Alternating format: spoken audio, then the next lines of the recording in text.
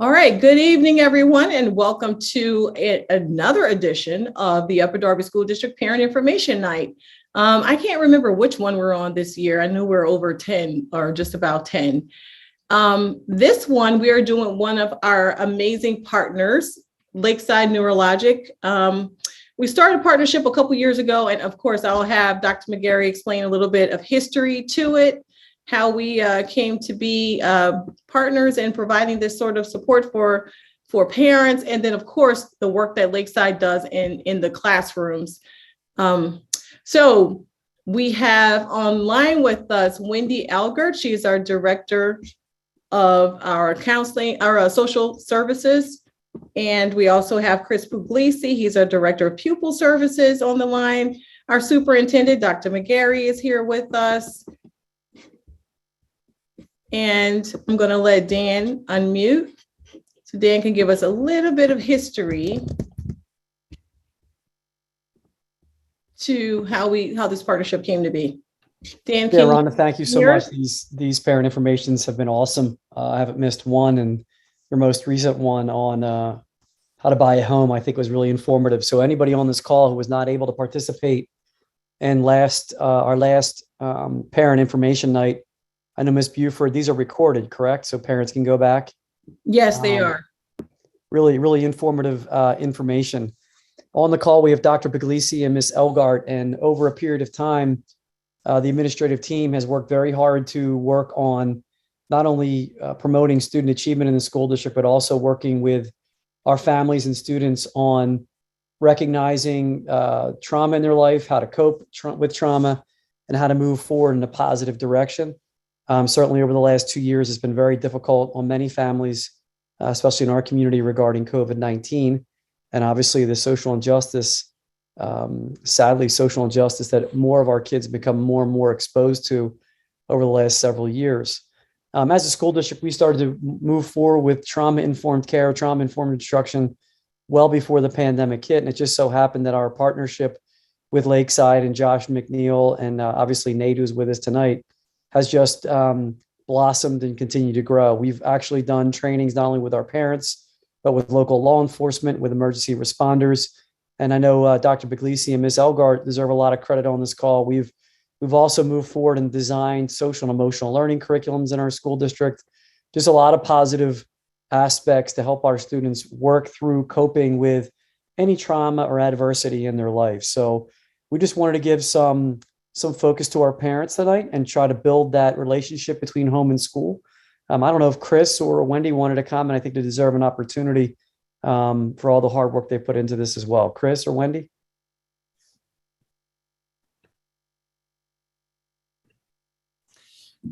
Yeah, thank you, Dr. McGarry. From my perspective, yeah,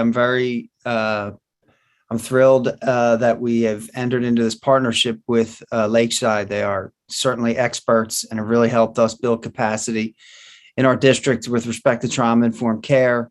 And they've been a great partner, most specifically in the work that you mentioned on our social and emotional learning curriculum, where we are supporting teachers with lessons and training to help them teach social and emotional learning skills. So I'm excited for tonight. I'm glad to see Nathan here tonight. I'm looking forward to the evening. So thank you. Thank you, Chris. Wendy, would you like to say something? I just wanted to echo what both Dr. McGarry and Chris had said, and just to thank Lakeside also for doing this, because I think this partnership is invaluable both for our staff and also for our students. So thanks everybody for joining. Absolutely. Thank you, guys. Thank everybody for being here. And it means a lot when you have central office administration who is here, who are here as well, supporting what we're doing with the parent information nights. They've done a lot of work, as Dr. McGarry said, to give our kids what they need. We've already started doing this work well before the pandemic started. And it's just very exciting to see how the district has used its resources and the partnerships that we have to kind of expand it, to make sure that our kids continue to have what they need, even if their needs are increasing at this time. So without further ado, I'm going to introduce our amazing speaker, Nathan Swanson. We've been working with him for a while, and go ahead, Nathan, take it away. Well, thank you for inviting me to be here tonight.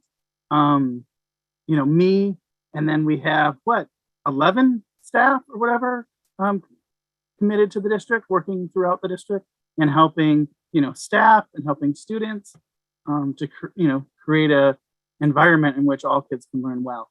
And so we are definitely excited to be here tonight. For me, I used to be a school teacher. That's part of what I bring to this position. I also used to be a family-based therapist. So I've worked in a lot of homes with a lot of families. I also have my own family, right? And so when I was asked to come in to do a parent night last year and this year, I was kind of excited because I think a lot of the stuff Neurologic brings to the classroom, I know I have applied to my own work with families, but also with my own kids. So anyway, our topic today is moving from problem behaviors to problem solving, right? So I'm hoping to kind of start the evening out with some of the basic brain stuff that Neurologic brings, and then be able to look at some tangible ways in which we can work with our partners, whether it be, spouses or whatnot, but then also working with our kiddos and try to help solve the problems that we might have in our families at times. So talking about families, you look here, these are 4 of my 5 kids that I have in my household now. And I don't know about you, as much as I love my children, I've treated them worse than I've probably treated any other kids. I've also treated them better than most kids too. But the reality is, right, when we get stressed, in times of stress, oftentimes the people we love the most, we can end up treating the worst, right? I will scold one of my kids in a way that I would never scold anybody else's kid, right? And then afterwards, I think, man, did my kid really need that? Sometimes maybe not, right?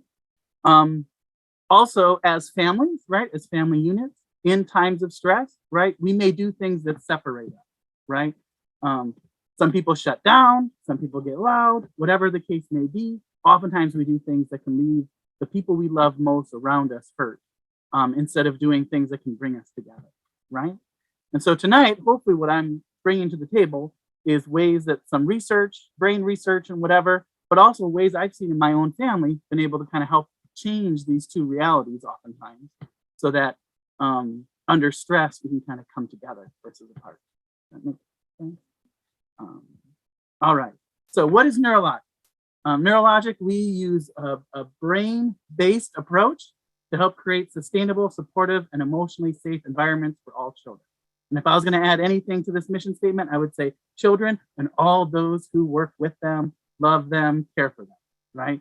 Because if we as adults aren't feeling safe and supported, it's really hard for us to actually create environments for kids too. And so we at Neurologic, we come in, whether it's a school, whether it's a any organization that asks us to come in, and this is kind of our main mission, which I think is right on par with Upper Darby School District's mission of trying to help all children learn well. So our brain science, right? We use Dr. Bruce Perry's model of the brain and his model of intervention in our work. I don't know if you've read this book. It's called The Boy Who Was Raised by a Dog. One of the most fascinating books I've ever read. I am waiting for the Netflix series on this because what he does is he takes 12 cases from his history, and he's a child psychologist and he's a neuroscientist.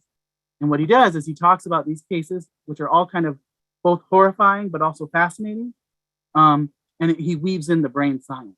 And so by the end of the book, you kind of get what's going on with the brain and you see how it can apply to trauma, right? His newest book was written with Oprah. It's actually a conversation between him and Oprah, and it's called What Happened to You? His big argument is when we work with people and we see behavior that maybe we don't understand, or behavior that's a little out of the ordinary, or behavior that's a little more than we would expect, instead of saying someone what's wrong with you, you ask the question, what's happened to you, right? So for us, the next few slides, the brain stuff I'm talking about is all his work. So Bruce Perry takes the most complex organism on the planet, which is our brain, right? And boils it down to a model of 4 parts, right? So if you're a neuroscientist too, you might be able to argue these parts differently, and that's fine. But for this model and for this, what we're doing, these are the 4 parts, right? So when our brain starts developing, it develops from the bottom up. So I'm going to tell you about it from the bottom up. The first part of the brain is the brainstem, right? That is starting when we are little tiny babies in utero, and it is the thing that's in charge of the basics of our life, right? our heart rate, our blood pressure, our body temperature, things like that, right? The next region of the brain that Bruce quantifies is our midbrain, right? And that part of the brain is where our motor regulation, states of arousal, appetite, and sleep kind of come from. And these two parts of our brain are like the lower parts of our brain, right? And as we go higher in the brain, we have our limbic system. And the limbic system is where all of our emotions are. It's where our relationships are. It's our attachment, all that good stuff, right? And then our final piece of our brain is our cortex, right? And that's our thinking part of the brain. So when we have kids in school, we want them in their cortex. We want them thinking, being able to solve that math problem, being able to figure out how best to solve the issues they might be having with their peers, right? When we're at home, we also want kids kind of in their thinking brain for the most part, being able to solve the problems of life, being able to crack jokes and have fun with each other, right? So each of these regions are always active and they're doing their certain function. When we become under threat, right, any of these regions can take over, right? Our threat response system can kick in, and depending upon what the threat is, that region of the brain can kind of take over the brain for our safety. So here, if you look at our next slide, each region has what's called a brain state. So we call this brain state-dependent function, right? So if my wife were to come downstairs and she was to stand, in my basement within eyeshot of me and stand here crying, I would not really be able to focus on you guys. I could sit here and try to give this presentation, but most of my energy in my head would be worried about my wife and wondering, why is she down here crying, right? She should be upstairs hanging out with my kids. Now, if she tells me we won the lottery, well, that's a good thing, right? We'd all be happy. But until I know why she's crying, most of my energy would be focused on that worry, that anxiety, right? Because my limbic system would be activated. I would be in a state of alarm. Now, if you, sitting at your home, if a bear bursts through your door or through your window or through your wall, you would get up and run out of your house without asking me for permission, right? You're not going to be like, Nathan, can I please leave? There's a bear bursting through my house. No, you're just going to get up and go. If you're barefoot and there was glass on the floor, you would probably run across that glass without even noticing that your feet are getting touched shreds. Why? Because your midbrain and your brainstem have kicked in, and all that pain doesn't matter. What matters is getting you out of that house, getting you safe, because you're in a state of fearful or terror, right? And this is our threat response system. This is how we all work, right? It keeps us safe.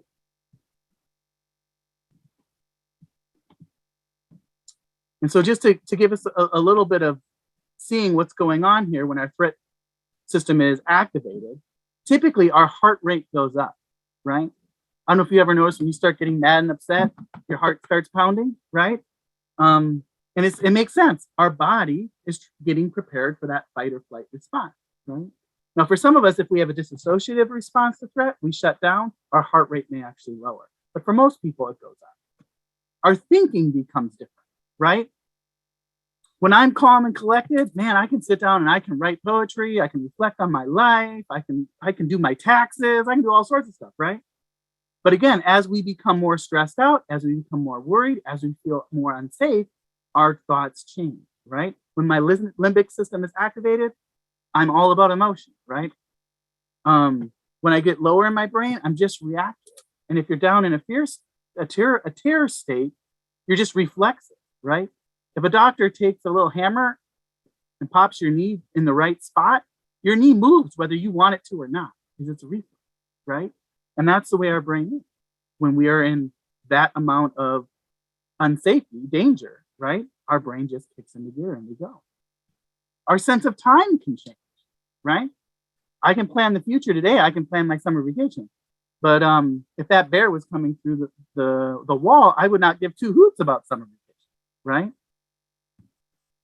And you can notice here your IQ drops, right? How many people have had an argument with a significant other and you've said something that you regretted, right? Something you normally would never say. You're like, holy cow, how did that come out of my mouth? Or how did she say that to me? Or how did he say that to me? Why? Because our IQs literally drop as we become in a greater state of fear, which makes sense. We're not supposed to take all that time thinking, right? We just need to get safe. Now, the problem is when we go through life and we have traumatic experiences, right? What is trauma? Trauma is when the danger around us is larger than what our threat response system can handle. And if that happens really big, or if that happens a lot over a period of time, our threat response system can become overdeveloped, right?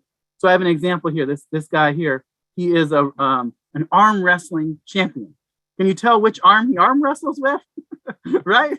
Probably not the small one, probably the bigger one. Why? Because it's been worked really well, right? I also think he technically might have a genetic issue that causes part of that imbalance too. But for my purposes in this picture, right, our threat response system grows really big when we've been through a lot of stress, right? Stressful moments, trauma.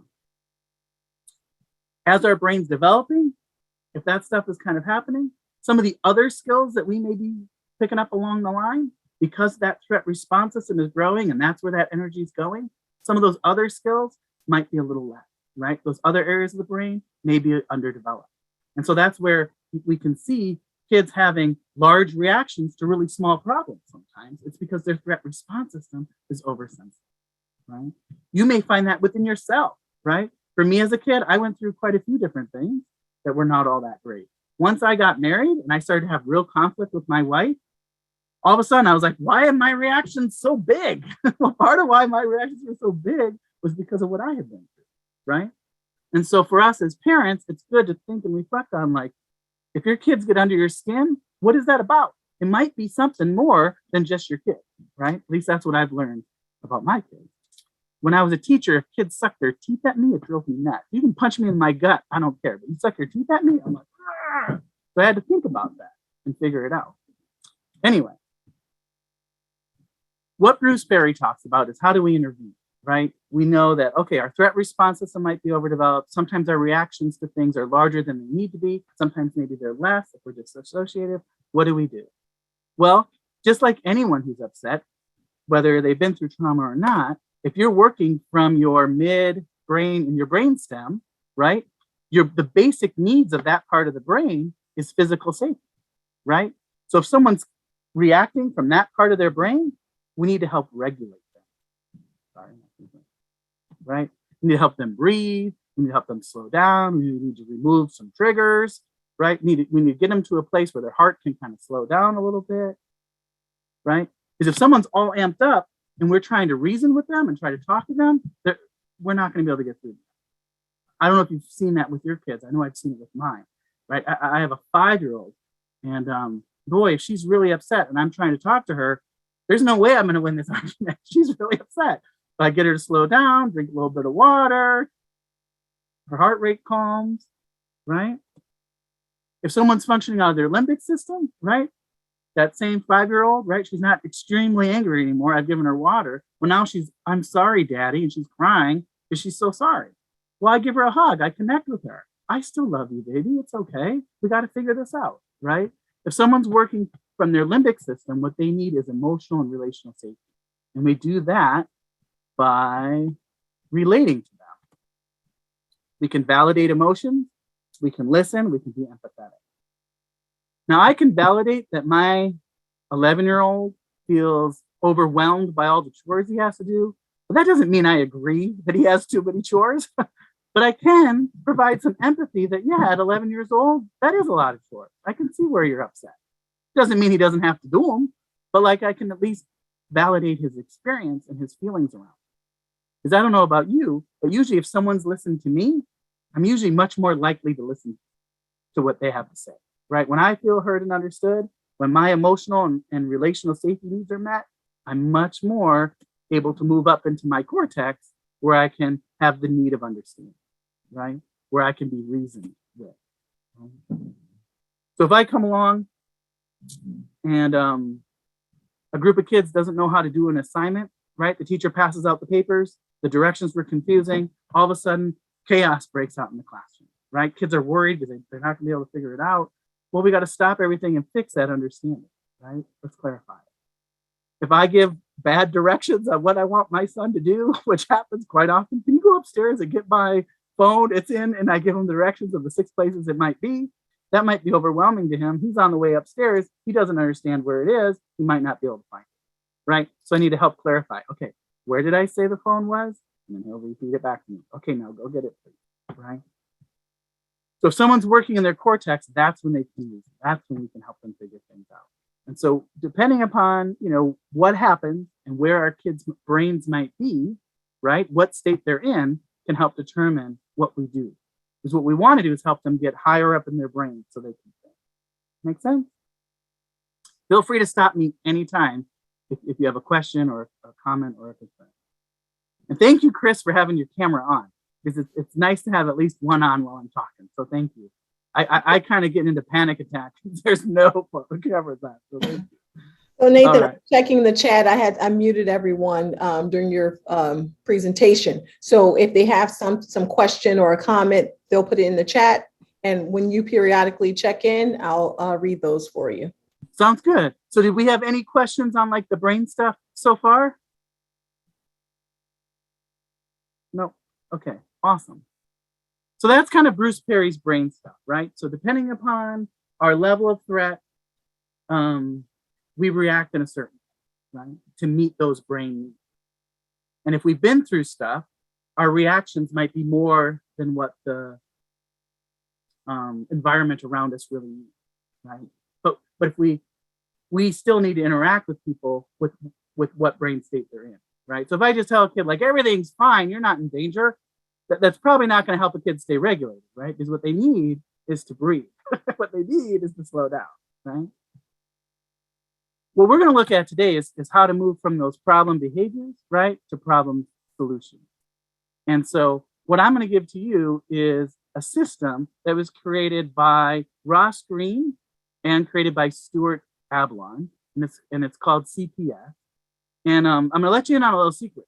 These two guys used to work together at Massachusetts General Hospital, and then in time they had disagreements and they broke off from each other, and then they sued each other for the intellectual property rights for their collaborative problem-solving model. So the people that literally wrote the book on how to solve problems collaboratively couldn't do it themselves with their own stuff. So I share all that to say this is not easy, right? Working, especially within families, when we care so much, part of the reason why we treat people we love the worst is because we care so much, right? Our limbic system needs are really big with the people that we love and care.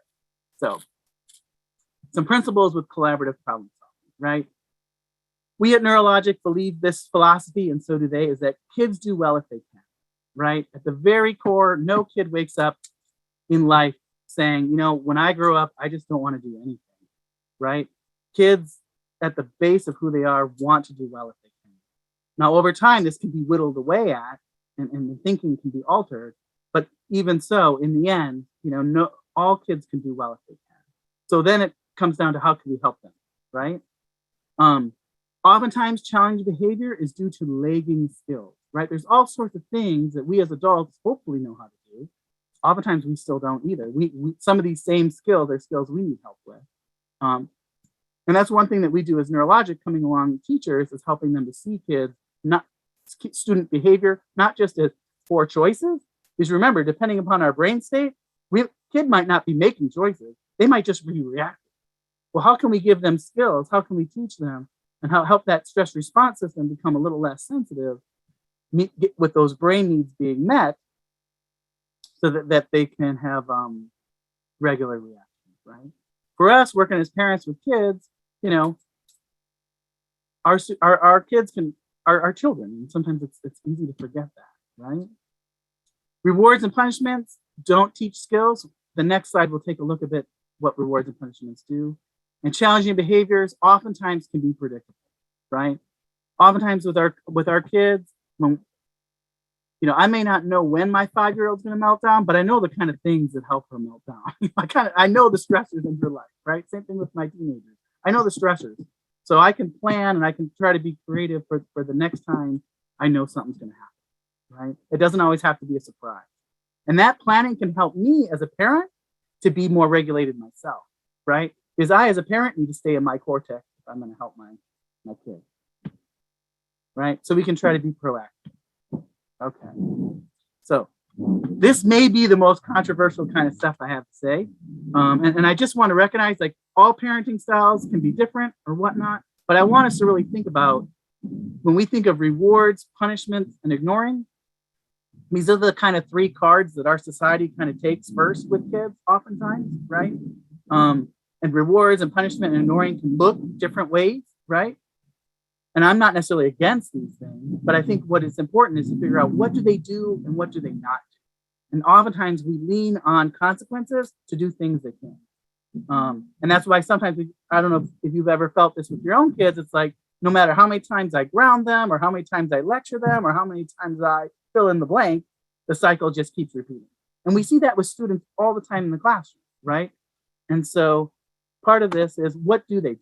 Well, they can teach simple lessons from right or wrong, right? I can instill punishments, I can instill rewards, and my kids can kind of learn, like, yeah, my 5-year-old about a year ago, we were at Target and she wanted an LOL doll. And when we got out the car, she had it. I was like, where does this doll come from? Right? Well, we had some punishments to be like, no, you don't get to steal from the store. You're 4 years old. We drove back to the store, gave it back, right? Simple, right and wrong. Punishments can also provide external motivation. And sometimes we need that, right? And that can be good. But that's about what they do. What they don't do is teach the complex thinking skills that kids may need. They don't necessarily help build relationships, right? They actually can do the opposite, especially kids that have been through stuff and have had a hard time with relationships. Definitely within the school environment, punishments can kind of backfire for us oftentimes. Even rewards can backfire for us. Sometimes they don't necessarily help a student stay regular. Sometimes the stress of having to earn something can kind of make things worse, right? I don't know how many times I've talked with teachers about, like, oh, the kid's going to earn a break or the kid's going to earn something. And then the stress of earning that thing almost produces this whole other set of behaviors that weren't there before, right? And so again, it's kind of knowing our children and what will work with them and what doesn't work with them. And punishments alone don't necessarily solve problems, right? I have an 11-year-old and a 16-year-old, and every time they get on there, they're not agreeing with each other and they're arguing and they're fighting with each other. If I just punish them, they don't necessarily learn how to get along with each other. They just learn to not get along, to not get along when dad's not around, right? But how do they actually learn to get to know each other, to work their problems out? We need more, right? And that's what the rest of our presentation is about. Well, okay, Nathan, we can't do these rewards and punishments and ignoring. What do we do, right? I think the chat's had a couple more bubbles. So Aranda, did people have comments that were related to what we're talking about? So far, we only have one comment from Kia. It goes back to something you said about the book Lost at School. She said it's a great book. Oh, yes. So if you've read Lost at School, that's great. Stewart's book is called Changeable, and it's a good one too. So yeah, I'm glad you read that. Kia? All right. So we talk about skills, right? What skills are we talking about? So Ross Green and Stewart, Sorry, Nathan, I missed Latasha. I apologize, Latasha. Oh, okay. She wrote, how can a child be calm, normal acting in a class while they are going through a loud environment at home with parents arguing and fussing, or dealing with the grief of the loss of an older sibling that tragically died? That's a great question.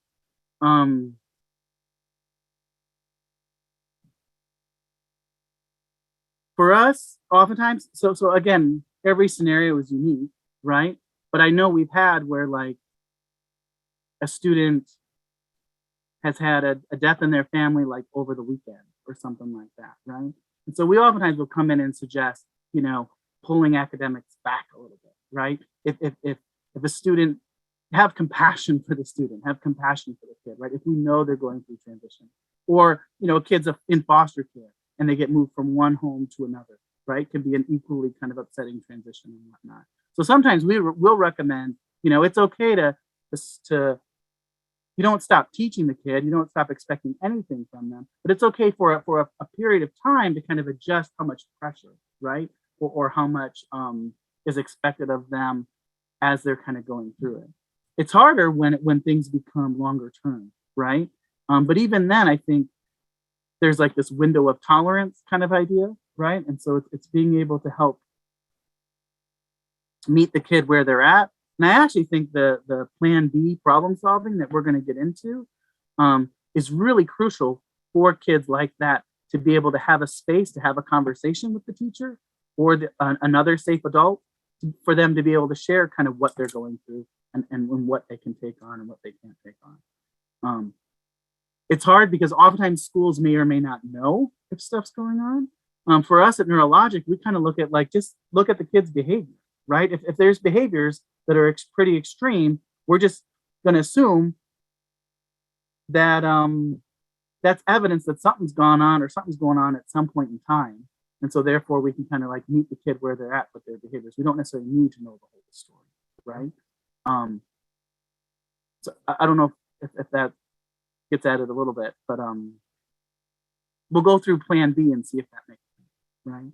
And so part of it is a kid when they've had tragedy or whatnot, like you're talking about, if these skills are developed that we're looking at, that kid will have an easier time, right? Because they'll be able to communicate, hey, I'm feeling this way or I'm that way. Or they even recognize their own emotions and be able to regulate themselves. Have cognitive flexibility with transitions and whatnot. Be able to have social thinking skills, being able to relate to other kids. The thing is when these skills are low compared to their peers, oftentimes kids can have issues, right? All children, these skills are kind of low compared to what we'd hope an adult would be, right? So a second grader is going to have, a different level of skill than a high school, usually. But if depending on trauma and the way life has been, these skills, you might have a teenager that when we look through these skills, they're kind of at a second grade level, right? Or you may have a 5-year-old that's kind of at a 2-year-old level, right? And so for us, part of it is thinking through, okay, where is this kid at? What kind of level are they at? And how can we meet them, right? It's just like you don't teach, if a kid comes in at second grade and doesn't know their alphabet, you don't start teaching them how to read second grade material, right? You go back and teach the alphabet, so they can move up, right? Hopefully they move at a pace that they can eventually get there. These kind of skills are the same. They're just different. They're not the skills teachers sign up to teach oftentimes. But for us as parents, they're oftentimes really the skills that we can really help our kids to grow in. And I know for me, looking through this list, and these lists can be expanded in their book, they each have 5 or 6 sub skills. I was able to kind of address myself and be like, oh, wow, I really need to work on my own emotional regulation if I want my children to be more emotionally regulated, right? Because even as adults, we may need to work on the skills a little bit. So we have another question. Sure. This is from Deborah. She says, how does a child learn positive lessons when parents are divorced and one parent intentionally teaches the opposite lessons? Yeah, I mean, kids growing up divorced in 2 different households, oftentimes learn how to be one person in one household and learn how to be another person in another household, right? To meet those expectations. And then at some point in their life, they end up integrating them and figuring out who they are and what they are. At least from my experience as a therapist working with kids that exist in 2 homes, and some of my own personal experience too. I had a client who, in one home was cooking dinner and, their mom was very much like, what do we want to eat this week? They planned it out together. They helped cook. And in their other home, their dad's home, they had to ask for a glass of water. They wanted a glass of water, right? And so yeah, parents can have different messages, different values, different habits and routines. And that can be very hard for kids to struggle with. But oftentimes as they grow, they're also, to me, one of the positive things of that is what they're seeing is that the world can work in different ways. So oftentimes those kids, when they go to college and they have roommates that wash the dishes differently, they can handle that. Where there's some roommates that will be like, no, this is the way you have to do it, right? Because they've never known anything else. But it can be difficult. All right. So Ross Green and Stuart Avalon will say that there's 3 plans, right? And the way in which we work with kids. Let me look at my time. Okay, we're doing good. There's 3 plans, right? I'm going to play 3 short little videos. I'm going to see if you guys can figure out what each plan is a little bit. This is a video of the first plan. It's called Plan A. And I can appreciate this video because I feel like I've had the same exact conversation with at least one of my children. So you may have too. We'll see. I'm getting tired of arguing with you about brushing your teeth, and I'm not spending good money on the dentist just because you won't brush. So from now on, no TV at night until your teeth are brushed. Well, I'm not brushing them. Not until you buy me toothpaste I like. The toothpaste is fine. You know the plan. Now you go and do it. Why don't you ever listen to me? I'm done listening. No brush teeth, no TV. Well, I guess I'm gonna have dirty teeth then. Well, fine. Suit yourself. How would one describe that plan of action as far as the way in which the dad and son, we'll assume dad and son, were interacting?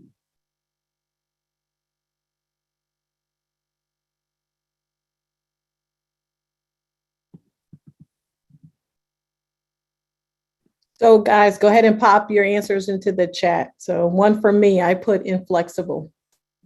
Inflexible. Yep.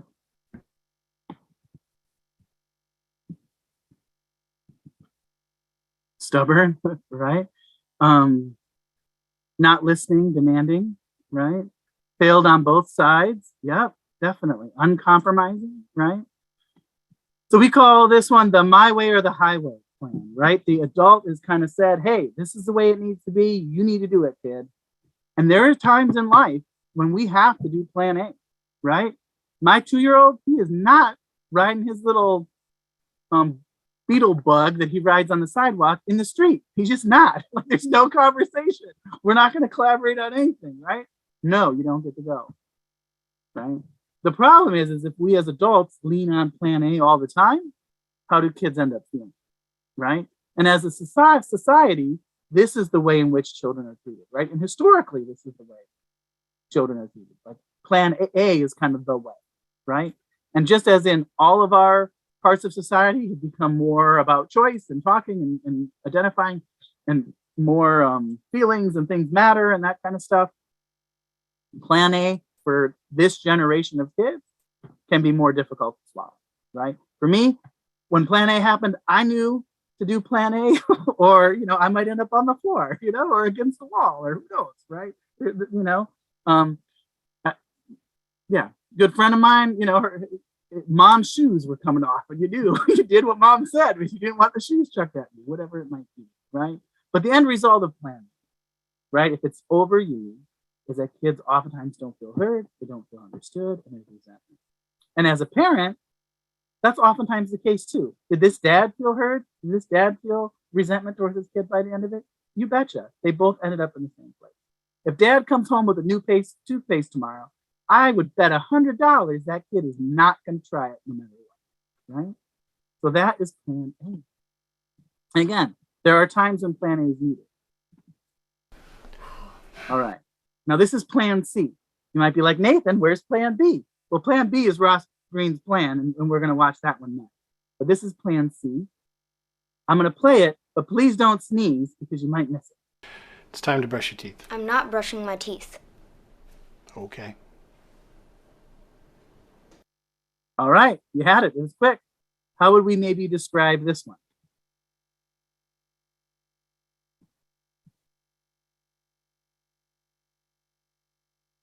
Not addressing the problem? Yeah, nothing's really addressed, right? And that's the key, right? Dad was just like, okay, giving up. Yep, giving up. Nonchalant, right? Beat down. Living with the bad breath. That's true, right? Doesn't accomplish anything. It's so true. At the end of the day, nothing got accomplished, right? The reality is, sometimes we have to plan A. Sometimes we have to plan C too, right? Ignoring. We can't address everything all the time, all at once. Sometimes you're out in public, you just got to be like, we're getting out of here, or whatever it might be.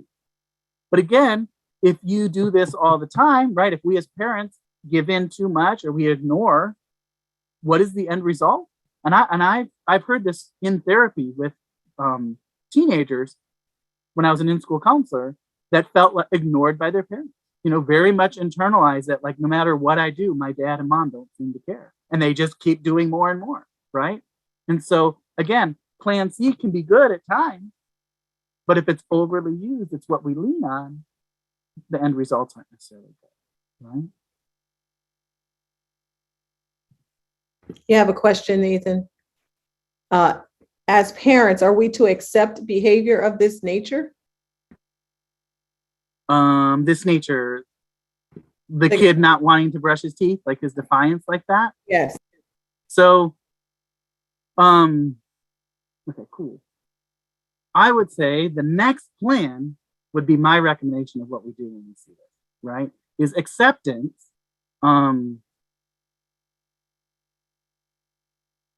Plan C is like, I just accept it and let it go. And I would say at times that's needed. But again, that isn't good because the kid's not learning anything from it. But and in this thing, I mean, in Plan A, if it got real serious, where the dad was like, I'm going to hold you down and brush your teeth, or, you're going to lose everything, right? And it still becomes tension, right? There's no problem solved. So let's look at the next problem. Let's look at the next plan and see what people think of that, okay? And Plan B is not necessarily the easy plan. It takes a little more time. It can be hard to develop as a habit. But I can testify in my family, it's worked a lot better than my overusage of Plan A when I first became instant dad. So, all right, here is Plan B.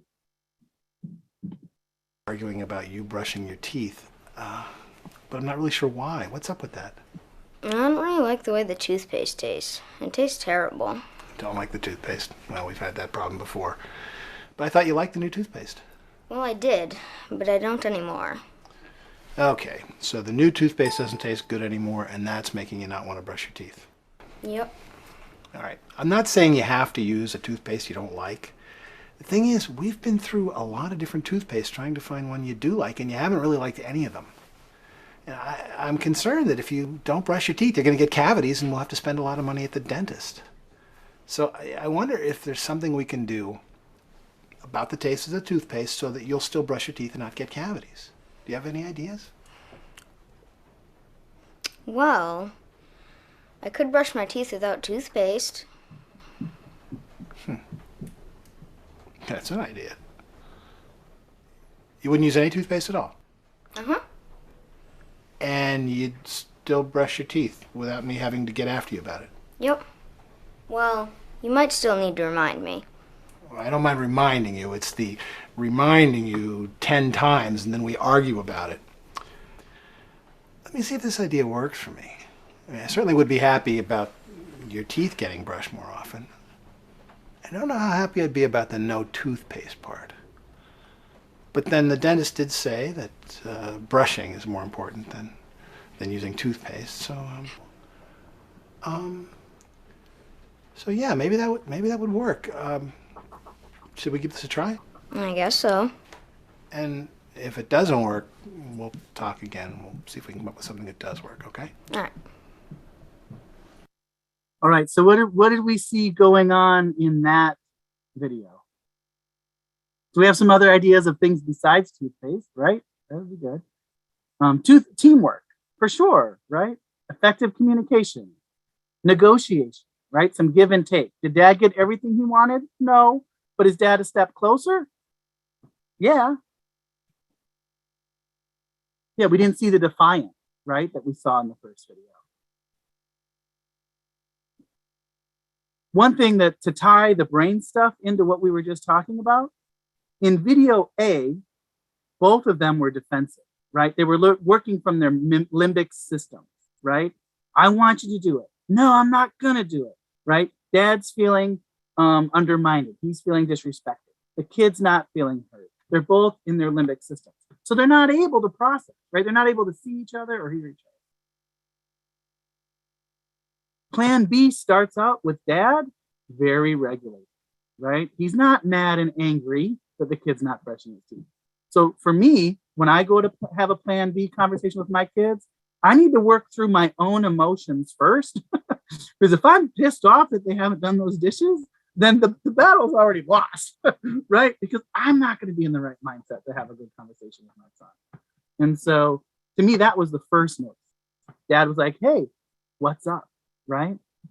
And then the two of them are able to, emotions are running low, rationale were high, right? At the end of Plan A video, both of them frustrated, not really wanting to work together. Plan C, they both were just kind of checked out.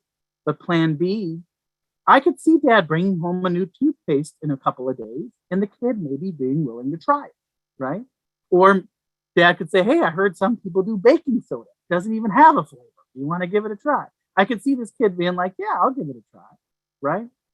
And so when the question that was like, are we supposed to just accept this kind of behavior from our kids?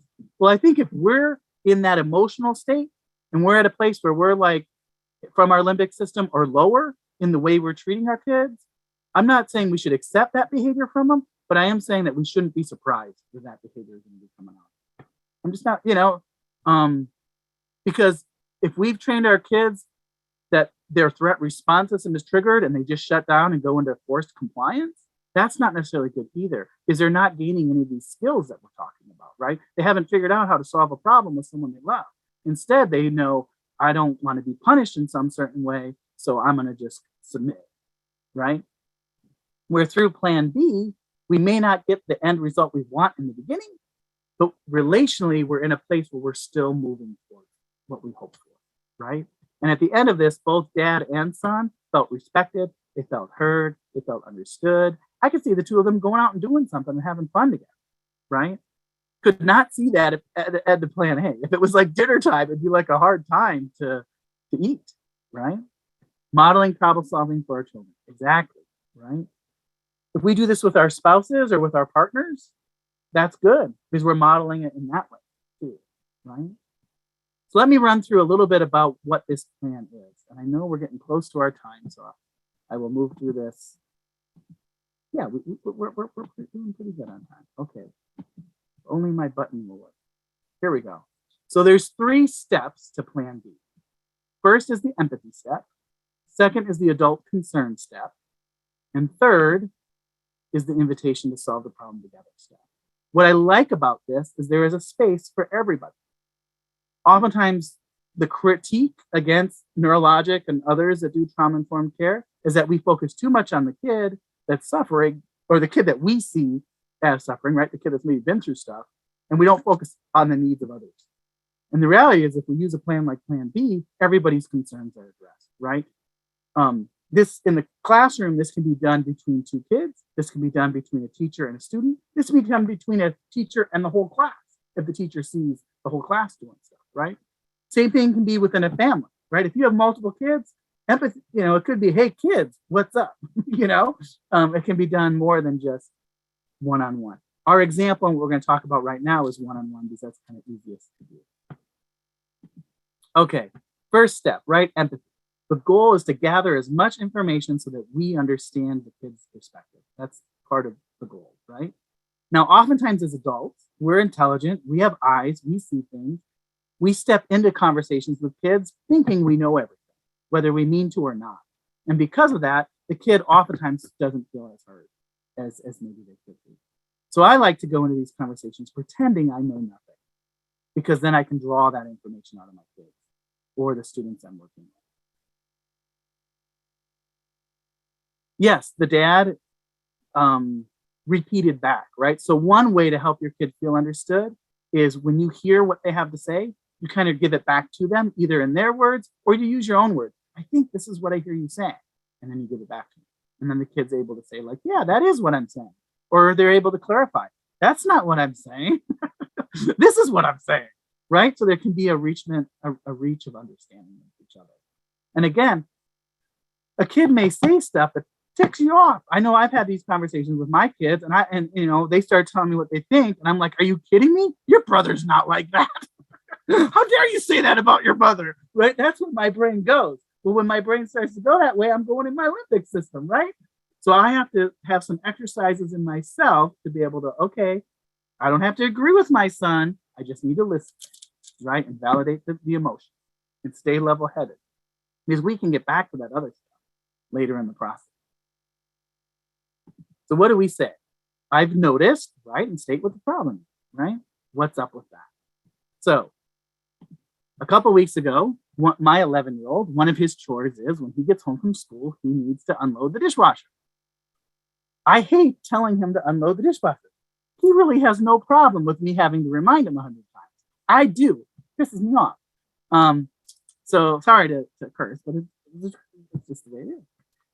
So a few weeks ago, I came home and I was like, hey, Khaled, little man, you used to do the dishwasher, but now you're not doing the dishwasher every day when you first get home. What's up with that, right? And so what he was able to do is, through listening, he was able to tell me that he just forgets, right? He has a long day at school, he has a long bus ride, he comes home, he does his homework, he dives into his Xbox, he just doesn't even think about the dishes. Okay, I can work with that. You forget, right? We can figure out something to do with that. Now, my instinct was to tell him, well, I'm just going to take your Xbox time away until you do it, right? Once you do it, I'll give you your Xbox back. That was my instinct at this stage, right? I have a solution. I want to tell it to him. But if I do that right now, he doesn't really hear anything. He doesn't know I've heard him. And I haven't really explained my concerns, right? I just solved the problem without his input. So I have to put that on the back burner, right? And so I empathize with him. I'm like, oh yeah, you do have a lot to do in your day. Because, for 11-year-olds old, he has a lot to do. But we got to figure this out, right? So what's the second step? Second step is it's time for me then to share my concern, right? And what you want to do is you want to make sure you share your concern in a way that your kid is going to be able to hear it and understand it, right? And if you can insert your concern, can be wrapped up with them, that helps, right? So part of my concern is that you, right, or whatnot. And by modeling in the empathy step, we are modeling what we hope our kids will learn to do, right? And so this gives them a chance to listen to us, right? So I told Khaled, right, when it was time. Let's see here. Do I have my next line? I said, for me, you doing the dishes right away when you get home is really helpful, because then when I'm cooking dinner, I can put the dishes in the dishwasher. Otherwise, my concern is this is what my kitchen looks like, right? Tons of dirty dishes. And then I have to put them all away after dinner, or you have to, or more people have to, right? We have 6 people in my house. So if everyone drinks a cup and everyone uses a dish and everyone uses a fork, we can have almost 100 dishes in one day in my house, right? So I share this. This is my concern. I don't want to get roaches in my house. These are my concerns, right? And at the end, he was able to hear, like, oh yeah, I don't want our house to be dirty and stinky either, right? So then we got to generate a solution. The key to the solutions really is that both parties can agree to it, right? It has to be mutually satisfactory. So all the concerns he has, all the concerns I have need to be reached, right? And so I recommend that you let the kid go first when you move into the next step, right? This goal thing, right? So I asked him, do you have any ideas, right? What ideas do you have? He said, oh, golly, why can't move you guys. Anyway, he said, oh, I'll put Post-it notes on my monitor. So that way, when I get home, do my homework, I go to play my Xbox, the Post-it note will say, do the dishes. And then I'll go back downstairs and do the dishes. Oh, okay, sounds good. I kind of explained my idea about cutting the Xbox time, not giving him Xbox time until the chore was done. He didn't like that because I oftentimes get home later than when he's ready to play Xbox, right? Even when he does his chore.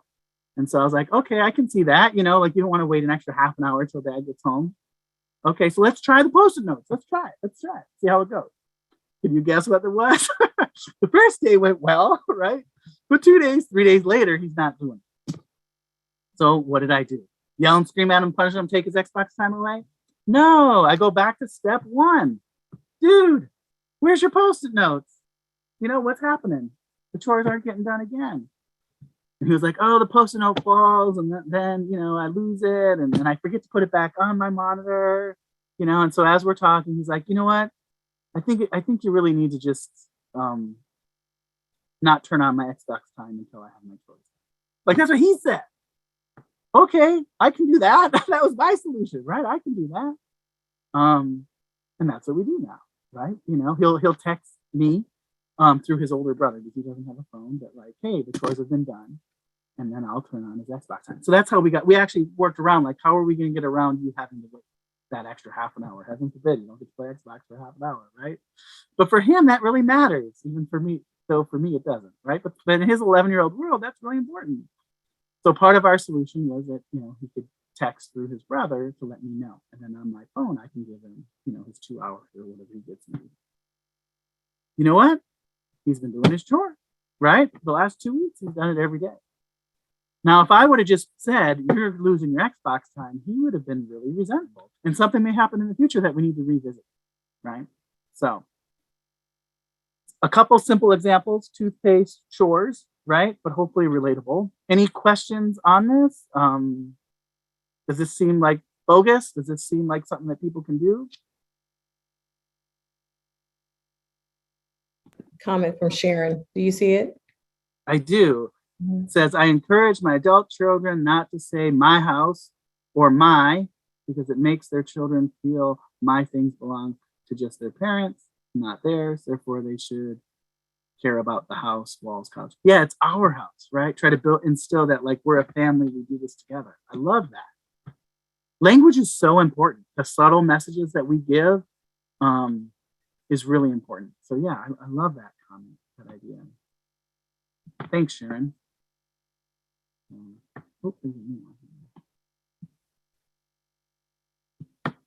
Yeah, this may not be new for everybody, right? So if it's good reminders, that's good too. C.S. Lewis, one of my favorite authors, says we oftentimes need to be reminded more than we need to be taught, right? So I'm glad this has been useful. The other one is when my kids are distressed, when they're fighting with each other, it's real easy for me to come in yelling and screaming, sit down, be quiet, what are y'all doing? Well, that never helps anything, right? Because if something is on fire and you just pour more fire on it, all you get is more fire. So again, I try to stop and pause, and I imagine myself being cool water, right? And for me, I grew up in northern Minnesota, so the lakes of northern Minnesota is like where my mind goes, where cool water is. For you in this area, it might be the beach, right? Picture the Jersey Shore, whatever you might need to do. But I imagine I am cool water to my kids' fire. And just that 5-second pause can help me go in with a curious mind and okay, how can I help them? Versus everybody sit down and be quiet, mindset. So Yael comments, this is all very reasonable. Everyone wants to feel heard and that they have a voice. Amen. Yes. In other words, it makes sense. And I found, like, even my 2-year-old that barely has language, this approach works better. Like, oh, you threw your yogurt on the floor. What's up? And he's like, nah. And I pick up the yogurt. I'm like, please don't throw it. It's just like, especially preschool kids, helping them develop that language and be able to communicate why they're angry or what feelings they're having, right? Like all this CPS stuff can be done really early on. So our kids are more prepared when they go into school, right? So when they have issues with peers or they have issues with teachers, they're able to express and explain. Reinforces each person's humanity and dignity. Amen. Yep. Yeah. And we've had little family conferences, and it's amazing how sometimes the 5-year-old has the best idea at the table, So just because someone's young doesn't mean that their input isn't valuable. Yeah, I like that. I taught 2nd grade for 5 years. And the kids would be like, Mrs. Buford, you seem very upset today. Is everything okay? And I'll be like, I got this situation. And I would explain it to this 7-year-old. What do you think? And they would give me some of the best advice for how to solve it and how to approach a situation. So you're right. Children are very, if we give them a chance, they can give us some great advice, in terms of listening to other people, taking it. They would say, Miss Buford, take a deep breath, throw it back at me. The stuff I taught them. Are you taking a deep breath? So yeah, it really matters that we respect little people's dignity and trust them to have some idea of what they think might solve the problem and what they think they're dealing with. Yeah. Mm-hmm. And we only can do that if we're regulated ourselves, right? So part of that is self-care. Part of that is getting a good night's sleep, eating right. You know, I've started to exercise. I was convinced I had no time to exercise. Well, you know what? My 5-year-old and my 11-year-old, they love doing the exercise apps with me. So now that's how I exercise, you know, where in my mind, I was like, oh, I got to go to the gym. I have no time to go to the gym. I have too many kids for the gym. But you know what? We can all do push-ups and sit-ups and climbers together. And then it becomes fun and relational, right? So I think figuring out, you know, my last slide here is just, again, the picture of my kids, you know, figuring out how we can move closer together, right, during these times of stress. And part of that is taking care of ourselves so we can take care of them. Right? So thank you, guys. I think this has been a great night. You're right, Kia, regulation is the key. Yeah, Sure. we've had some other opportunities, some offerings like that with another one of our presenters, Dr. Ron McGinn. So yeah, we're always getting into social emotional intelligence training, not just for the kids. They're learning what they're learning in school, but we also know that parents have to be supported with these skills as well. So yeah, we've offered a couple of different opportunities in that way. Nice. Yeah, because adult SEL is a real thing, you know. And what I'd say is trying to help your kids learn it and help them learn it in school saves, you know, you don't have to pay a therapist $50 to $250 an hour to learn it, right? Just want to say thank you guys for coming out, for participating. We do our best to try to offer what you need. It really helps if you guys pass the word, spread the word amongst the neighbors and your community members, because we have 13,000 families, right? 13,000 students. I don't know how many families. So we should be like bursting at the edges with people participating in these events. They are free and they are facilitated by experts. So please get the word out. Next year, we're going to have a whole nother round of them. We have one more left on the 6th. So come on out.